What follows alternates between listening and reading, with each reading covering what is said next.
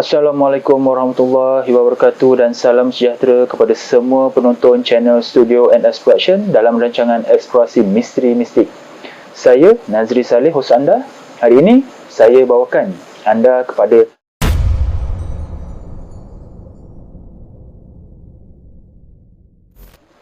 Sebelum saya teruskan video ini, bantu saya dengan tidak skip iklan ketika menonton video di channel ini. Subscribe channel ini kepada yang belum subscribe dan share video ini, semoga ramai yang akan dapat manfaat, dan pastikan anda menonton video ini sampai habis supaya anda faham secara menyeluruh berkenaan sejarah yang ingin disampaikan.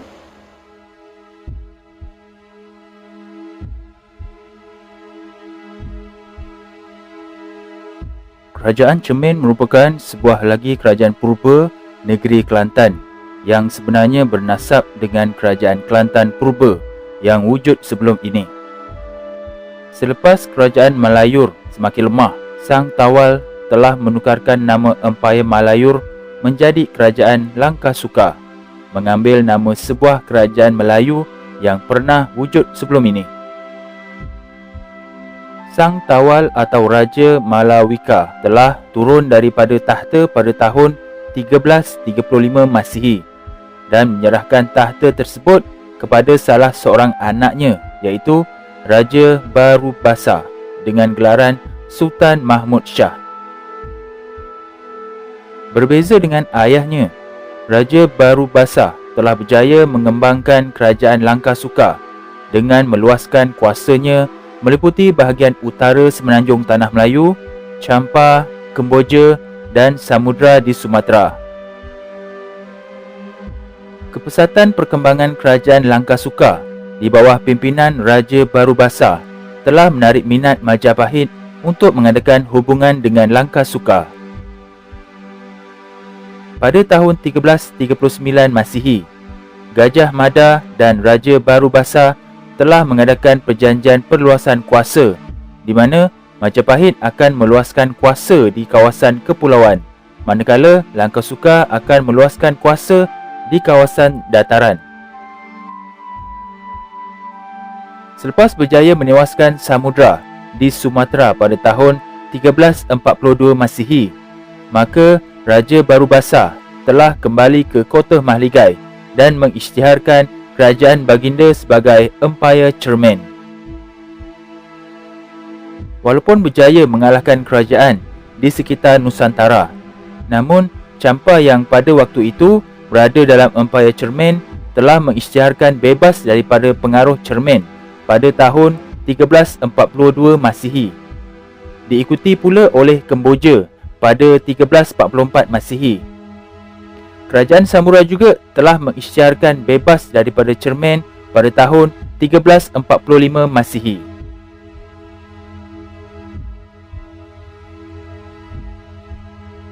Selepas pengisytiharan Champa membebaskan diri, Majapahit dan Cermin berencana untuk menundukkan kembali kerajaan tersebut.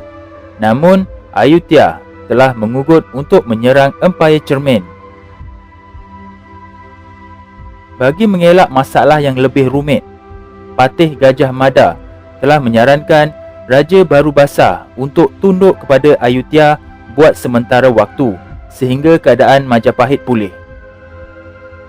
Ayutthaya telah menjadikan Kota Mahligai, iaitu pusat pentadbiran Empayar Cermin, sebagai pusat operasinya. Sultan Mahmud Shah atau Raja Barubasa telah diminta berpindah dari Kota Mahligai. Baginda telah akur dan berpindah ke Kota Mandawijaya, iaitu pusat pentadbiran Jawaka sebelum ini. Baginda telah menukarkan nama Mandawijaya menjadi Kota Jeddah, dan baginda memakai gelaran baru, iaitu Sultan Riayat Sa'adus Salam. Selepas berjaya mengukuhkan kerajaan Majapahit, Gajah Mada telah menghantar angkatan Majapahit untuk menyerang kedudukan Ayutthaya. Serangan ditujukan untuk mengembalikan semula Kota Mahligai daripada Ayutthaya.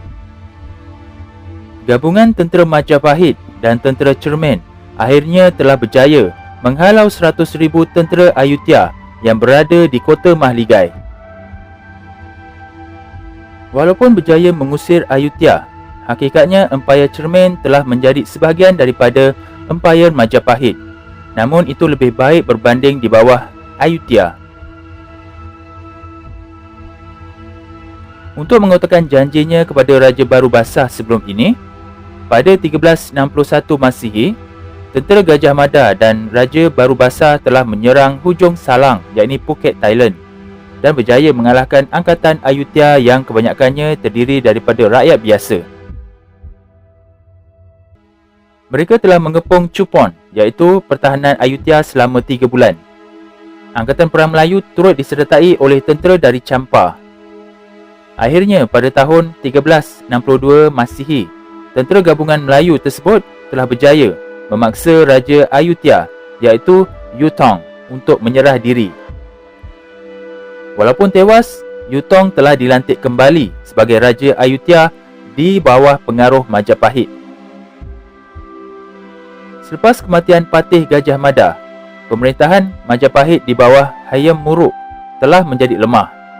Oleh itu, pengganti Raja Baru Basah, iaitu Sultan Baki Shah, juga digelar Raden Mas Pamari, telah ke Majapahit pada tahun 1380 Masihi untuk membahagikan wilayah Majapahit. Usaha Sultan Baki Shah itu dipersetujui oleh Hayam Wuruk, dan Kerajaan Cermin telah dikenali sebagai Majapahit Barat yang menguasai kawasan Semenanjung, Champa, Sumatera, Kalimantan Barat, Burma, Siam dan kawasan Senggenting Kera. Baginda Sultan Baki Shah telah menamakan kerajaan ini sebagai Cermin Jeddah. Raja Ayutthaya telah membebaskan diri daripada pengaruh kerajaan Cermin Jeddah pada tahun 1385 Masihi dan diikuti oleh Champa pada tahun 1390 Masihi selepas kematian Chi Bonga. Kerajaan Cermin Jeddah hanya membiarkan saja negeri tersebut bebas tanpa mengambil tindakan ketenteraan.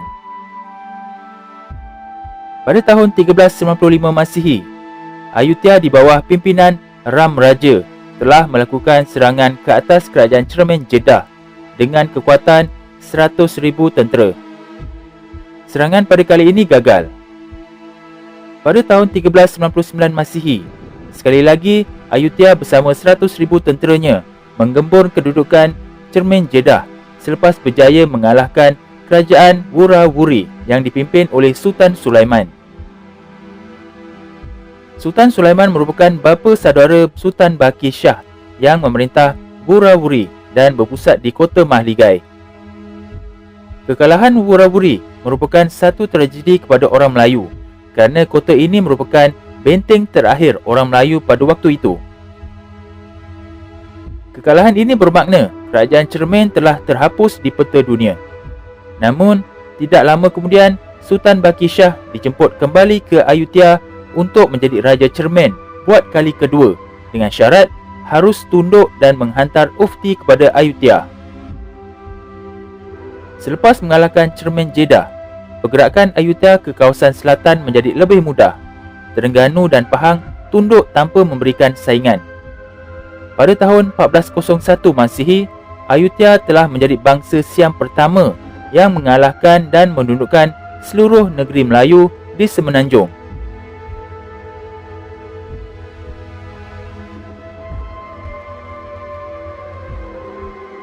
Jadi itu saja video untuk kali ini, diharap dapat memberikan sedikit pendedahan kepada generasi kini dan akan datang, juga memberikan sedikit maklumat kepada pengkaji dan peminat sejarah supaya dapat merungkaikan lagi sejarah ini.